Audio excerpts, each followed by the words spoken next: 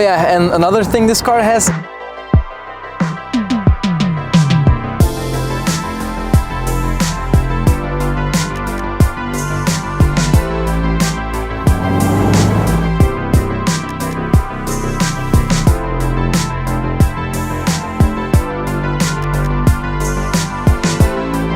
As I'm enjoying myself a bit too much here, thank you for joining me for another video.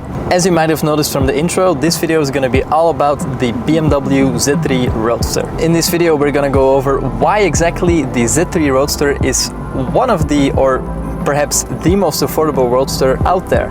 So this car was introduced back in 1996 as a Roadster, and it is actually based on a shortened E36 platform, which on itself is pretty cool. And since all of that 90s stuff is quite trendy these days, I mean, that's a valid reason already. But to touch upon one of the main reasons why this car could be the most affordable Roadster out there at this moment is because it only costs around 10,000 euros.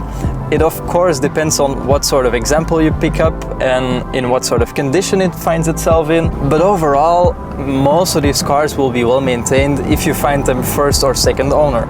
And with that price tag, you actually get such good build quality, like the dashboard, for example, it has some leather look finish to it. The dashboard itself looks so minimal. It has just everything you need. A speedometer, a ref counter, and then your water temperature and how much fuel you have left. And actually, I have quite some fuel left at the moment because this car only consumes 8 liters average, or that's at least what this car does. And that's after some fairly sporty driving, I must say. I mean, 8 liters average? It could be worse, especially for the age this car has. And of course, it only has a 4-cylinder, but you can also pick up this car with a 6-in-line, then it will of course consume a bit more. But like a 6-in-line in this chassis, I'd wonder what that feels like. And that's not what she said. So I kind of lost track of counting my reasons why. But what could be another very valid reason is the fact that this car was featured in a James Bond film and it was driven by Bond himself. I think it was called The Golden Eye. I will include a picture right here. I mean, like, how cool! This car does have some sort of cool factor, but like the fact that it featured in a Bond movie, this is one of the cooler Roadsters out there.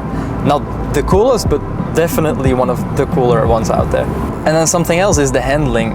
This car feels so nimble, and as there is a Tesla cutting me off right now.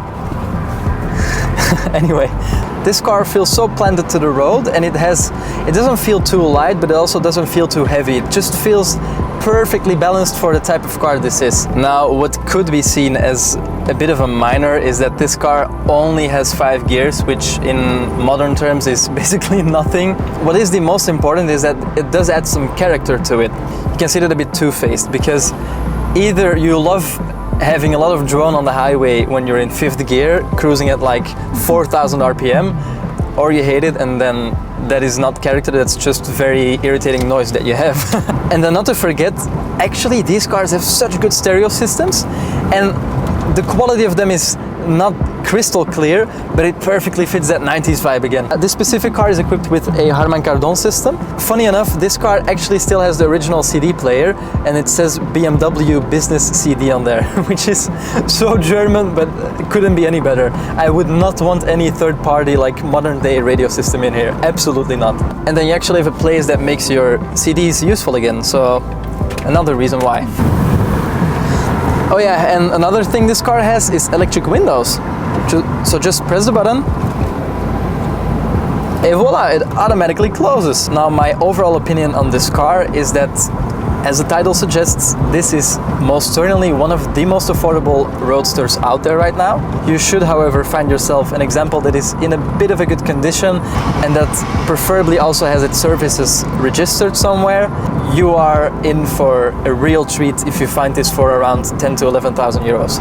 Anything above, I would say it's overpriced. Of course, if you watch this video in a couple of years, they will most likely be increased in value. But at the moment, 2024, they're about 10 to 11,000 euros.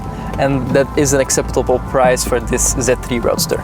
So then I guess we have come to the end of this short but enjoyable video. Thank you very much for watching, and I would say I will see you very soon in what will probably be a French car. So bye bye!